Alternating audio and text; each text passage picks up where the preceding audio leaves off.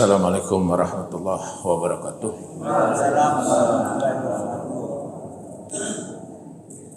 Alhamdulillahilladzi arsala rasulahu bil huda wa dinil haqq liyudhhirahu 'ala dini kullih wa kafa billahi syahida. Asyhadu an la ilaha illallah wahdahu la syarikalah wa asyhadu anna Muhammadan abduhu wa rasuluhu amma ba'd. Qala Allah Ta'ala fil Qur'anil Karim, a'udzu billahi minasyaitonir rajim. Rabbana ahrijna minha fa inna hudna fa inna zalimun. Sadaqallah.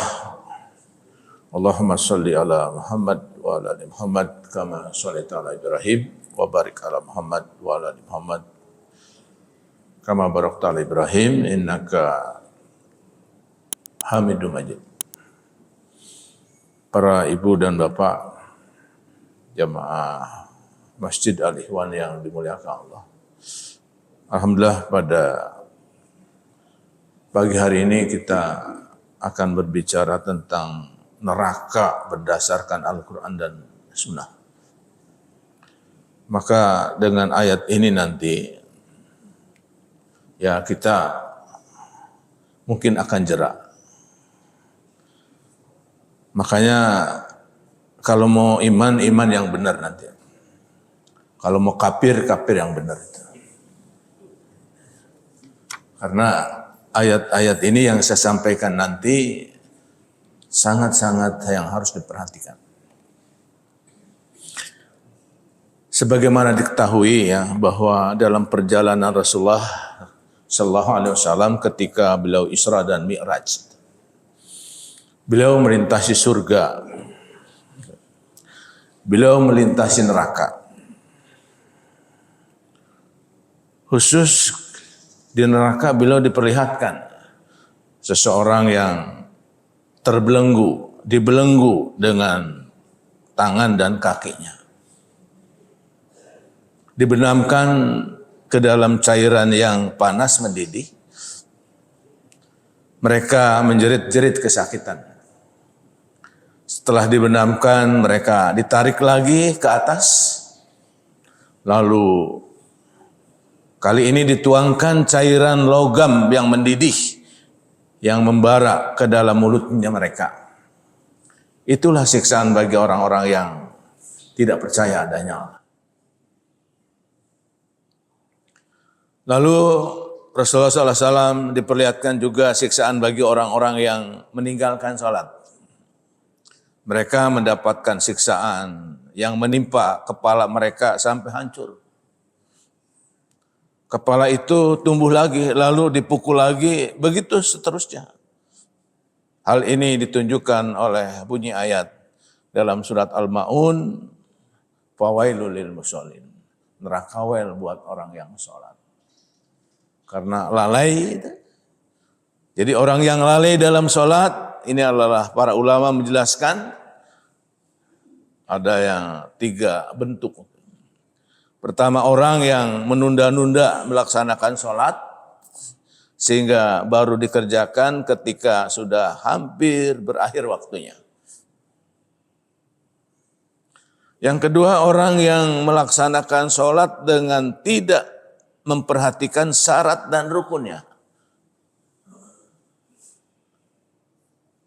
Yang ketiga, orang yang melakukan sholat dengan tidak khusyuk dan tidak merenungkan makna bacaan yang dibacanya.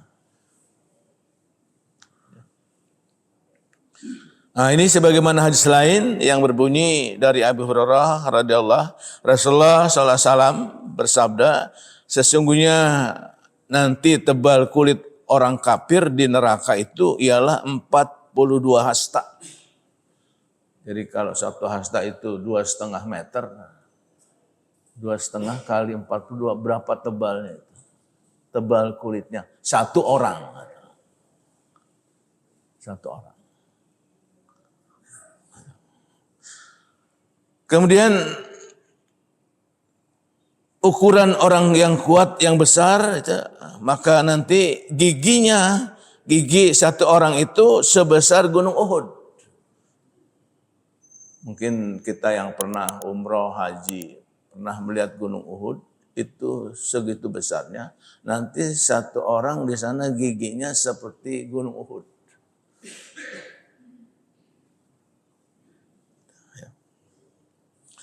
Dan sungguh tempat duduknya di jahanam itu seluas Makkah dan Madinah. Jadi tempat duduknya buat satu orang seluas Makkah dan Madinah. Ini hadis yang diriwayatkan oleh Imam Tirmizi. Sebagian hambal juga dijelaskan oleh Imam Ahmad yang meriwayatkan dari Abu Musa al-Asy'ari radhiyallahu bahwa Nabi SAW bersabda, ada 3 macam manusia yang tidak masuk surga. Pertama adalah peminum khamr, orang yang suka merutinkan minum arak. Kemudian pemutus silaturahim, orang yang memutuskan silaturahim. Dan yang ketiga adalah orang yang di sini dikatakan dalam satu hadis, yaitu jadi barang siapa yang mati sebagai peminum khamr, maka Allah akan memberinya minuman dari sungai Gut. Maka seorang bertanya kepada Nabi, apa itu sungai Gutuh? Rasul menjawab, sungai yang mengalir dari kemaluan para pelacur, yang penghuni neraka lainnya merasa terganggu oleh bau kemaluan. Ini hadis riwayat Imam Ahmad. Ini pembuka. Nanti maaf Bapak ya, karena waktu juga nanti mungkin saya akan membacakan artinya saja, karena ini ada 13 halaman. Maksud saya supaya tuntas nih bicara tentang neraka. Jadi di dalam surat Al-Mu'minun, surat 23 ayat 107, orang begitu di neraka itu apa yang dia bilang? Rabbana ahrijna. Ya Allah, keluarkan kami. Kemana? Dari neraka ini. Untuk apa? Udna. Kami mungkin di dunia nanti kalau engkau pulangkan ke dunia kami bisa tobat. Karena fa'ina, maka sesungguhnya memang kami jolimun. Telah berbuat atau pernah berbuat jolim. Nah, ini ungkapan orang yang di neraka ini begini Pak nanti. Rabbana ahrijna, ya Allah keluarkan kami. Bisa enggak keluar kira-kira? Ini Al-Quran nih ya, bukan cerita saya. Bukan, saya cuma menyampaikan. Maka saya bilang tadi, mau iman-iman, mau kafir-kafir sekalian. Ya, karena nanti berat kita ini. Maka omongan orang itu di akhirat, kata Allah apa? Allah berfirman, tinggallah dengan hina di dalamnya, di dalam surat Al-Mu'minun ayat 108-nya, dan jangan kamu berbicara dengan aku. Jadi Allah enggak mau melihat kepada orang-orang yang ada di neraka. Udahlah, rasain tuh.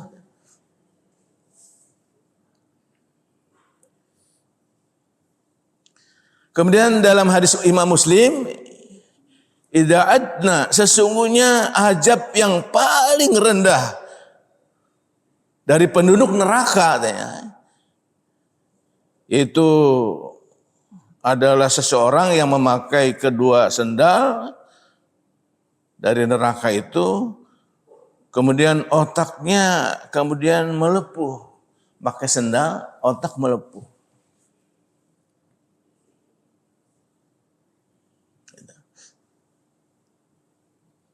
Itu saking panasnya, maka pakai sandal aja melepuh. Nah makanya kita hidup nggak usah main-main lah kita. Ini ngaji pada hari ini ngaji peringatan benar, bukan sekedar bukan sekadar saya ceramah, bukan, tetapi ini harus direnungkan, benar-benar diresapi, sehingga ini menjadi petunjuk dalam kehidupan keseharian. Kalau kita mau berbuat sesuatu, ingat nih, ayat-ayat dan hadis. Kemudian dalam surat Kahfi ada dikatakan, dan jika mereka meminum minuman, minta minuman, niscaya mereka akan diberikan minuman dengan air seperti besi yang mendidih. Nih surat Kahfi. Kalau dia minta minuman, dikasih minuman dengan air yang mendidih seperti besi yang mendidih. Coba, kalau orang pernah melihat pandai besi, membakar besi gimana?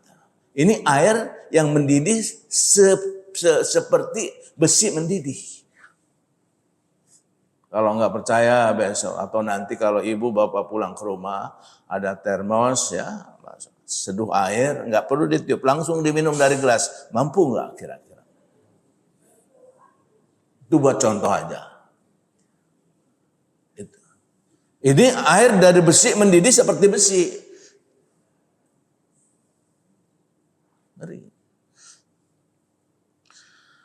Kemudian di sana otaknya itu setelah minum itu menjadi apa? Karena panas yang begitu sangat itu, Masya Allah berat sekali Pak Imam.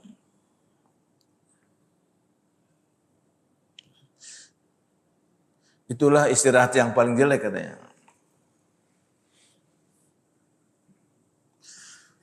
Kemudian di dalam surat Al-A'raf, surat 50, surat 7 ayat 50, dan penghuni neraka itu menyeru penghuni surga. Wa nada ashabun nar, ashabul jannah. Jadi dia kelihatan namanya, ini ahli surga dan ahli neraka. Apa dia bilang? Limpahkan kepada kami sedikit air, ya, dan makanan yang telah direjikan Allah kepadamu.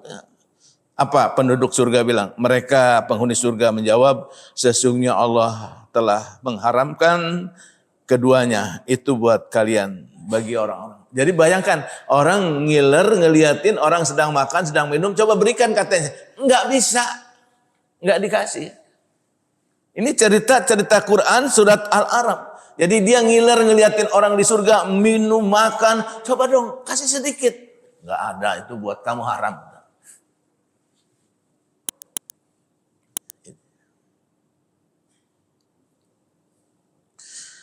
Kemudian dalam surat Al-Ghafir, surat 40 ayat 49 sampai 50 Allah menjelaskan, dan orang-orang yang berada dalam neraka berkata kepada penjaga-penjaga neraka jahanam itu, mohonkanlah kepada Rabb kamu, mohonkanlah kepada Tuhanmu supaya aku dapat diringankan dari azab neraka ini 1 hari saja. Bayangkan, dia minta diringankan azab neraka itu 1 hari aja. 1 hari di akhirat sama dengan 1000 tahun. Ini. Dia minta diringankan cuma 1 hari. Maka penjaga neraka jahanam berkata, apakah belum datang kepada kamu katanya rasul-rasulmu dengan membawa keterangan-keterangan? Itu. Apa dia jawab? Penghuni neraka. Mereka menjawab, benar sudah datang. Penjaga-penjaga neraka jahanam akhirnya berkata, udahlah kamu berdiam. Dan doa orang-orang kafir itu hanyalah sia-sia belaka. Jadi ketika malaikat Malik diminta kepada Allah, dimintakan coba ringankan aku, minta 1 hari aja. Bukankah Rasul-Rasul telah datang memberitahu kepada kamu? Oh iya pernah. Kalau bahasa sekarangnya, bukankah saudara Cuandi sudah memberikan peringatan? Udah. Udah kalau udah diberi peringatan masih, itu silahkan udah diam tinggal di sana. Masya Allah. Ngeri Pak, ngeri Ibu ya. Saya kadang-kadang mau tidur tuh berpikir, saya kadang-kadang ngelihat kepada orang-orang yang telah lalu. Buya Hamka meninggal 73 tahun. umur 73 tahun. Ini saya sudah 74. Berarti ngeri juga itu begitu. Enggak bisa tidur juga aja. Terasa kehidupan ini memang kalau kita enggak ini agak ngeri juga akan keadaan nanti.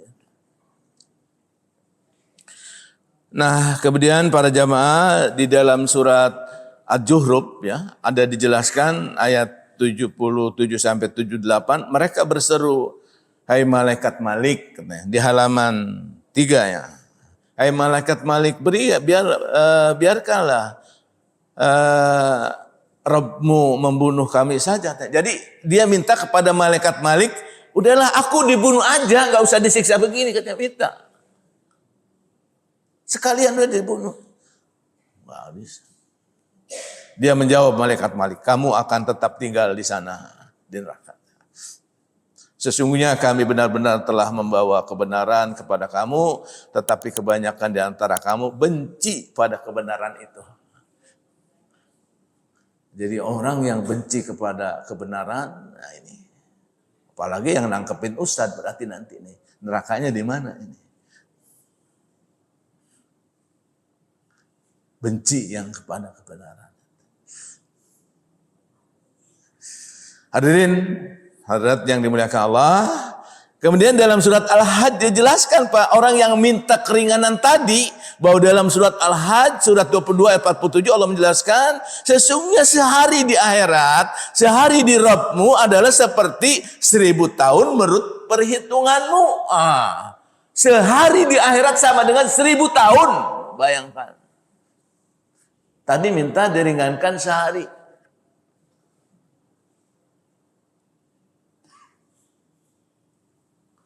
Udahlah Pak, berhenti sekarang kita mendustai istri, berhenti. Ya. Berhenti. Ibu-ibu juga ngebohongin suami, berhenti udah. Berhenti. Takut ya. Pendusta ini begini nanti. Udah seadanya aja, kita syukuri apa yang ada. Suami datang ya ketawalah, senyumlah. Ya ibu di rumah masak apa yang ada, makanlah udah. Apa yang disiapkan itulah rezeki dari Allah. Jangan sampai kita mengeluh dengan apa yang disediakan. Udah. Hidup ini berat Pak di sana. Berat.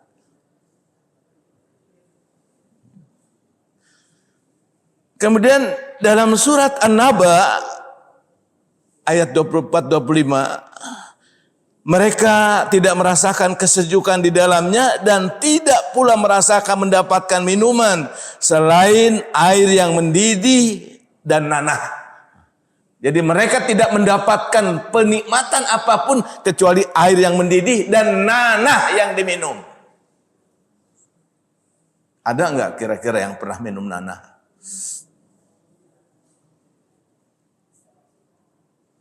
Kalau kita masuk ke rumah sakit itu,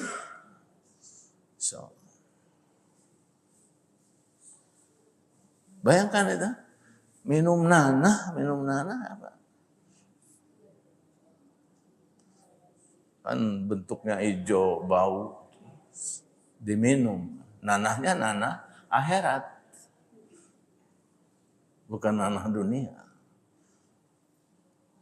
Ini Quran surat An-Naba. Kemudian di dalam hadis yang dijelaskan oleh Rasul tadi, sesungguhnya orang-orang yang kafir kepada ayat-ayat kami itu kelak akan kami masukkan ke dalam neraka, setiap kali kulit mereka hangus kami ganti. Ini dalam surat 4 ayat 46 Pak, innal ladina kafaru bi ayatina saufa nuslihim, sesungguhnya orang-orang yang kafir kufur kepada ayat-ayat kami, dia akan dimasukkan neraka. Begitu masuk, kullama najidat juluduhum, ketika kulit mereka dibakar sehingga menjadi arang, badalna juluduhum, diganti lagi dengan kulit yang baru. Bayangkan. Dia jadi arang, kulitnya diganti lagi kulit baru. wa badalna juluduna. Itu yang dia bilang, ya Allah, mintakan sama Tuhanmu, matikan aja kok. Orang sudah jadi arang, dibakar dari awal lagi, dibakar lagi, sekarang lagi, diganti kulit baru lagi. Gimana coba? Ini harus iman, nggak bisa pakai otak. Iman, ini Al-Quran ini. Maka ada rumus matematik begini. Kalau kita plus kepada Al-Quran, tapi pengamalan min, plus kali min, min kan? Mendingan min sekalian. Min kali min, plus di dunia ada. Maka kita perlu plus kepada Al-Quran, plus dalam pengamalan. Plus kali plus, plus. Itu baru rumus matematik.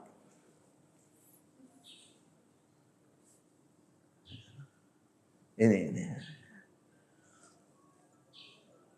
Jadi ngeri juga Pak ya, kulit diganti. Saya sini merasakan ya Pak, saya kulit ini berapa hari ganti kulit Pak. Itu begitu kena air tuh perihnya masuk. Ini baru sedikit ini. Kena sentuhan air, kena sakitnya Masya Allah itu. Ini baru kulit sedikit. Ini kulit diganti lagi dengan kulit baru. Wabadalna juluduna, diganti lagi kulit baru. Bayangkan.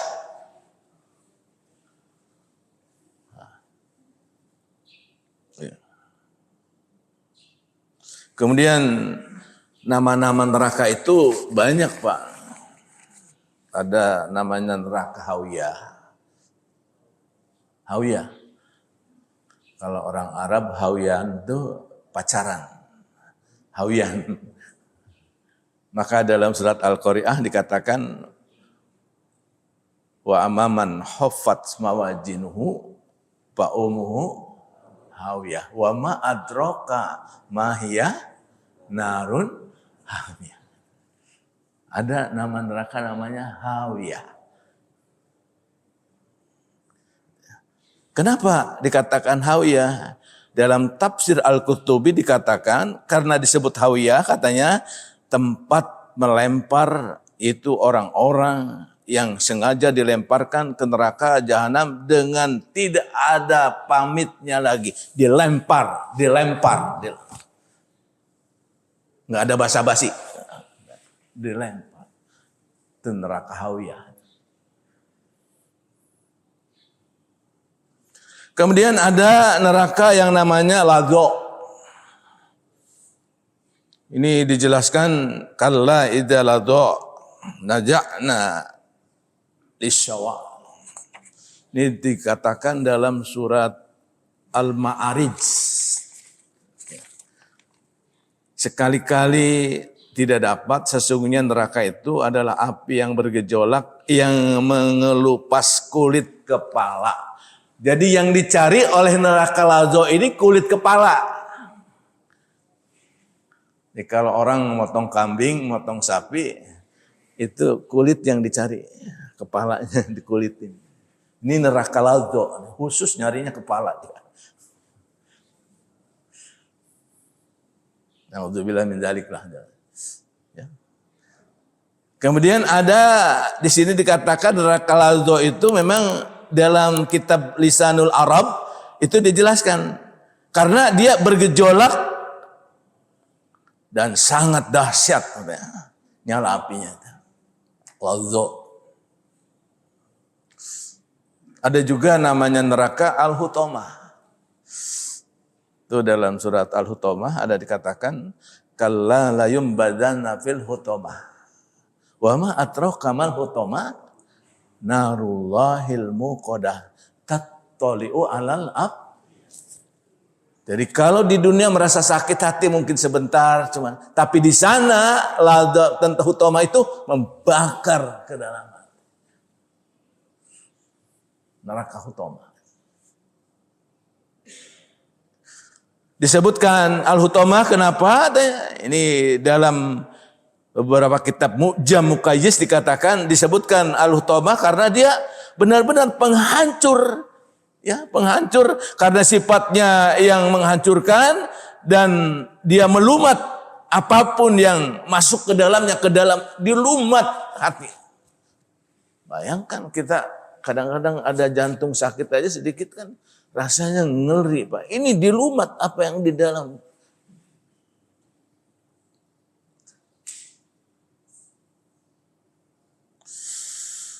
Kemudian ada neraka namanya Al-Jahim, neraka Jahim. Ini tertera dalam surat An-Najiyat. Pak Maman Togo. Maka adapun orang-orang yang melampaui batas ini dan lebih mengutamakan kehidupan dunia, maka sungguh Al-Jahimlah tempat tinggalnya.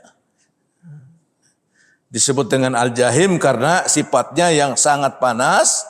Ini di dalam kitab Muqais. Ya. Kemudian ada neraka namanya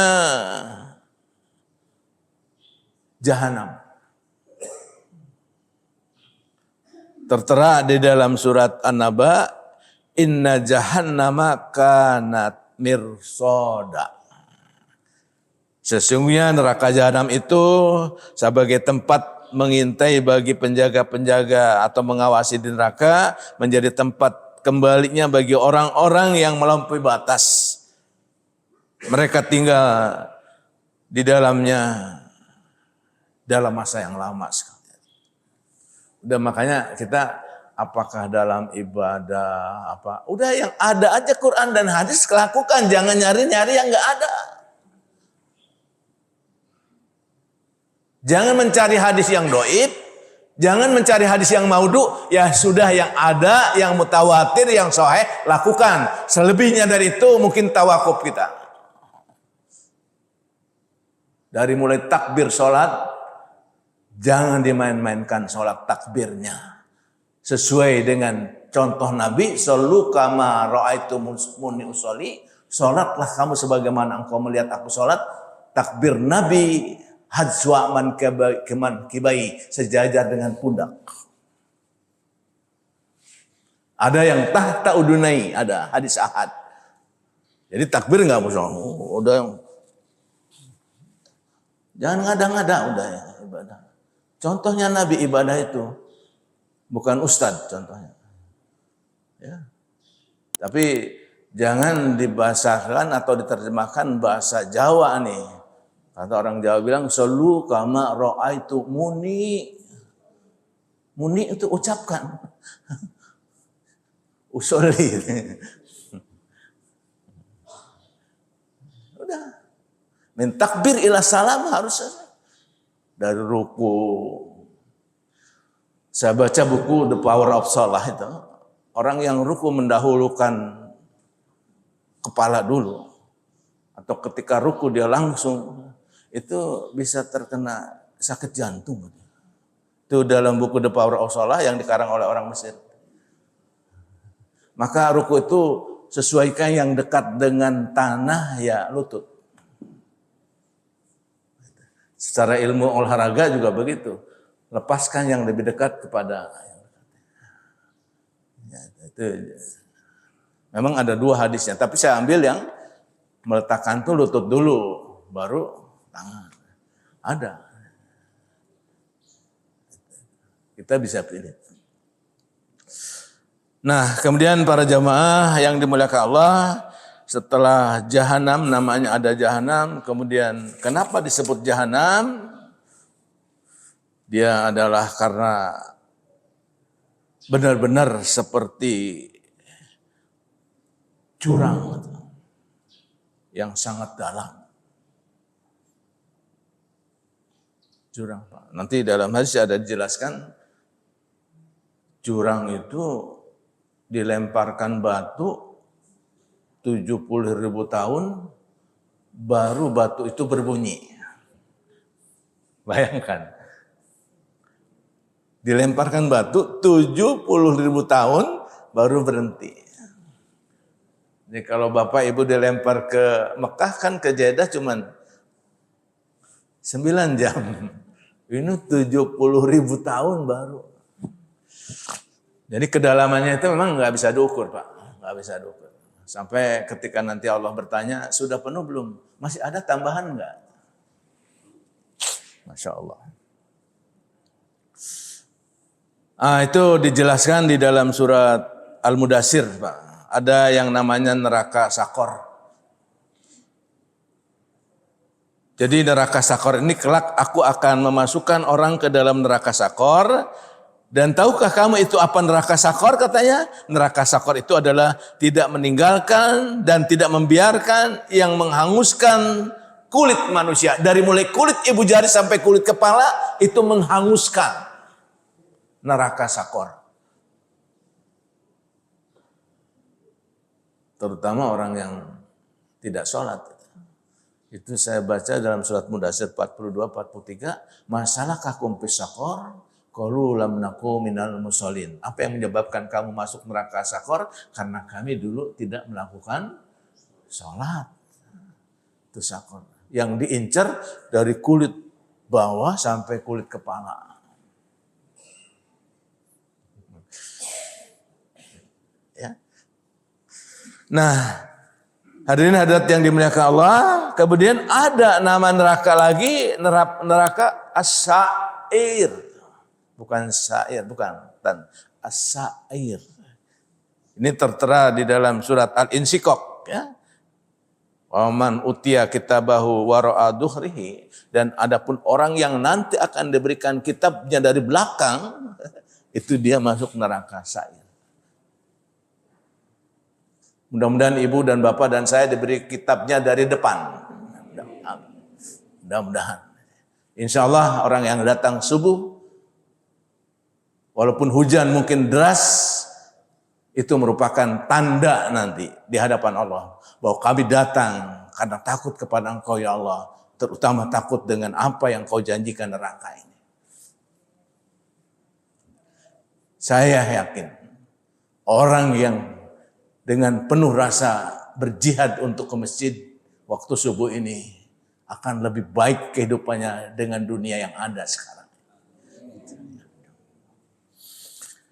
Ibu-ibu, bapak yang dimuliakan Allah, kemudian disebut juga, yaitu ada neraka yang namanya neraka sijin. Sijin itu paling bawah, Pak, dari tanah paling bawah ke bawah lagi.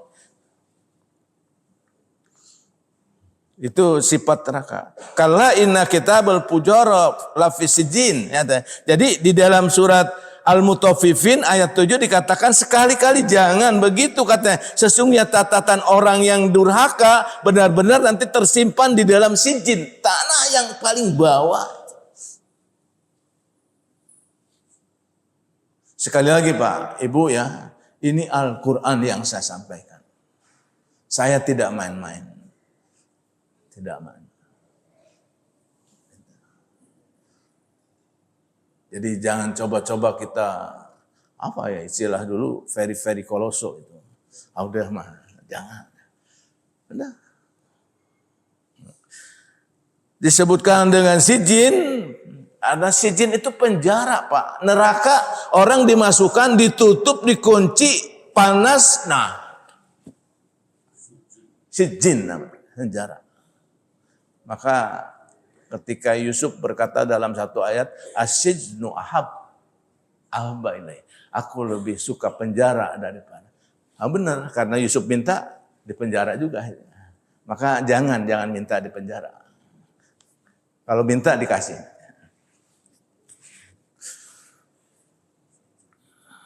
Nah, disebut sijin karena penjara, karena begitu sangat sifatnya yang sangat mengurung siapa saja yang masuk ke dalamnya, bahkan orang-orang kafir akan selama-lamanya kekal. Itu dalam kitab yang dikarang oleh Al-Mahidi Faridi. Saya baca ya Allah.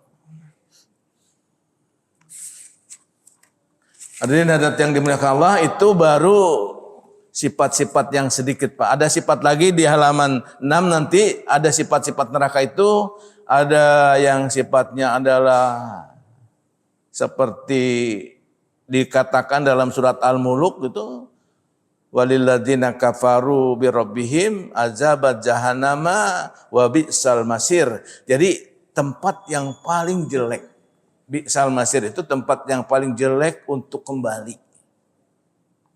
Itu dalam surat Al-Muluk ayat 6.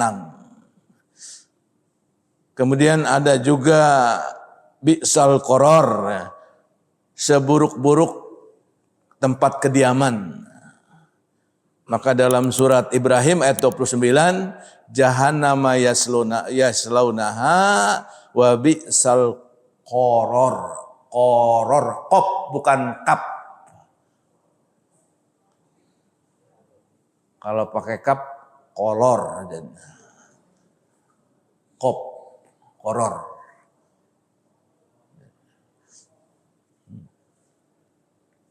Itu seburuk-buruk. Ada lagi di dalam surat Hud ayat 98, seburuk-buruk tempat kembali neraka itu adalah neraka Al-Wurud. Dijelaskan di dalam surat Al-Hud ayat 98 ya Pak.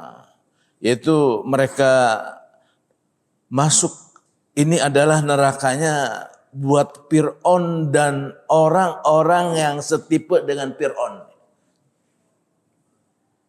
Ya.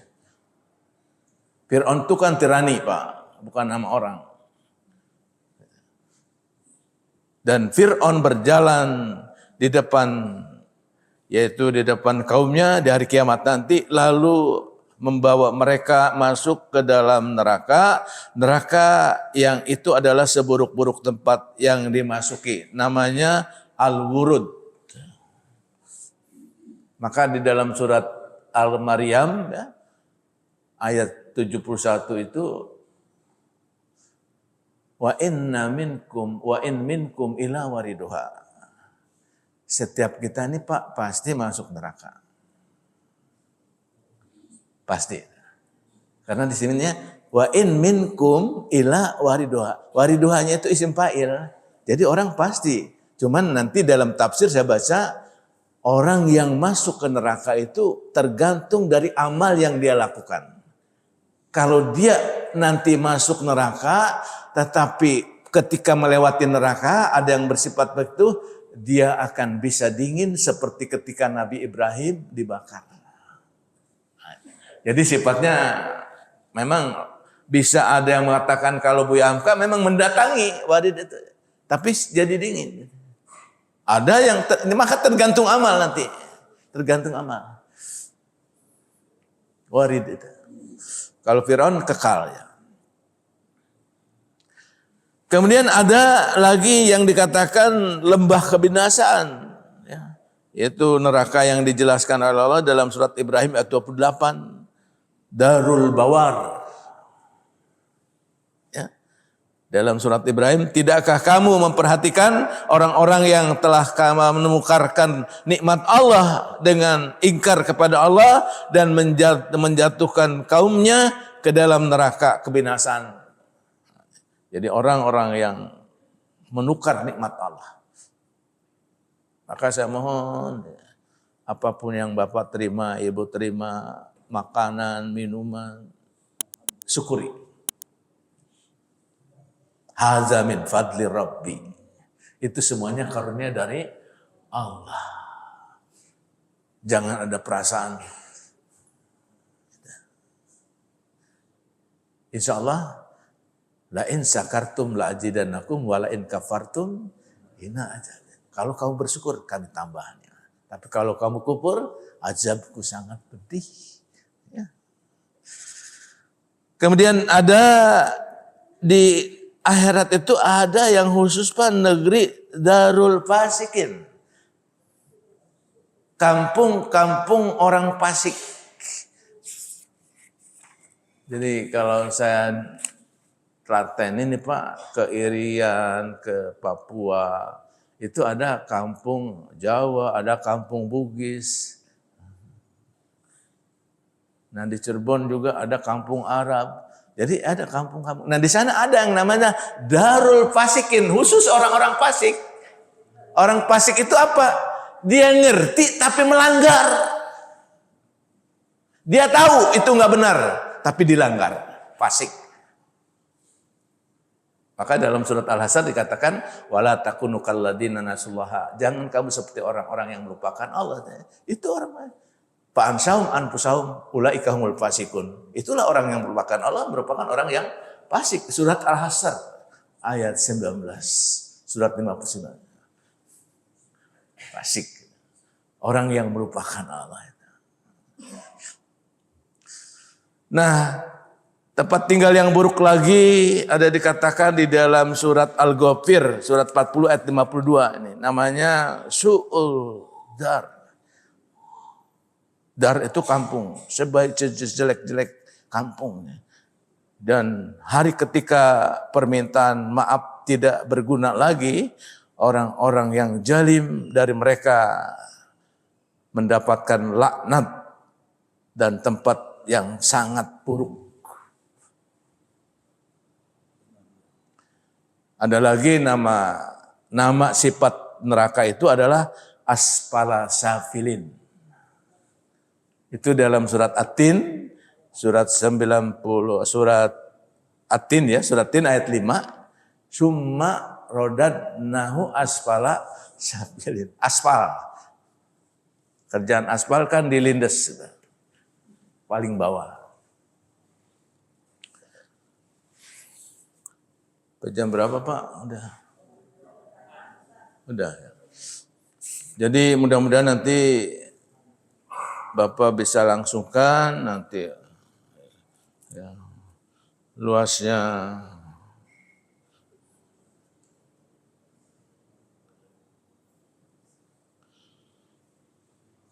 ya. Ini semuanya memang ada sengaja saya nggak mau Pak menunda pelajaran. Ya, silakan nanti Bapak baca ya. Nanti neraka itu ada yang benar-benar menakutkan. Yang tadi yang itu saja surat An-Nisa 46, kulit diganti kulit udah ngeri.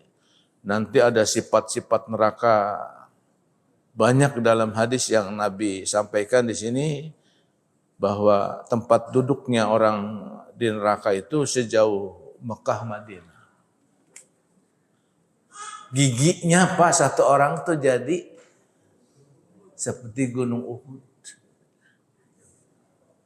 Bayangkan gigi segede gunung Uhud kayak apa tuh orangnya nanti. Ini hadis bukan saya bicara. Bukan saya nulis, bukan. Nah, jadi hampir 13 halaman ini memang hubungannya khusus tentang surga dan neraka berdasarkan Al-Quran dan sunnah hadis. Jadi silakan Bapak dan Ibu, mungkin tadi panitia DKM sudah menyampaikan tulisan di WA-nya ya, silakan ulang. Ini yang penting dari awal sudah jelas bahwa sudahlah kita sekarang ini resapi ayat ini, kemudian ya Allah, kalaupun aku pernah dulu berbuat kesalahan, kami pernah berbuat kesalahan, Engkau akan mengampuni kami. Yakin. Itu harus Bapak, Ibu yakini. Tapi yang penting jangan kembali. Di mana dalilnya? Bahwa kita akan diganti oleh Allah sebelum kita meninggal. Segala kesalahan dan apapun yang pernah kita perbuat akan diganti dengan kebaikan. Bapak lihat nanti dalam surat Al-Furqan, surat 25 ayat 70. Semua kejahatan yang pernah dilakukan akan diganti dengan kebaikan. Illa man taba wa amana wa amila amalan solihan. Faulaika yubadilullah sayiatihim hasanat wa kanallahu ghafuran rahimah. Kecuali orang yang bertobat, tobatnya disertai dengan iman, imannya disertai dengan amal soleh, maka Allah akan mengganti. Yubaddilu dari kata baddala, yubaddilu majhul di sana. Allah sebetulnya akan mengganti kejahatan, kejelekan yang pernah ia lakukan dengan kebaikan. Biasanya kalimat itu harus ada wawu Pak. Ini enggak ada wawu Pak. Artinya otomatikal. Kalau Bapak beriman, beramal soleh, otomatikal kejahatan yang dulu dilakukan akan ditutup, menutup. Wa kana Allahu ghafuran rahimah. Karena Allah pengampun lagi maha penyayang. Nah demikian ya.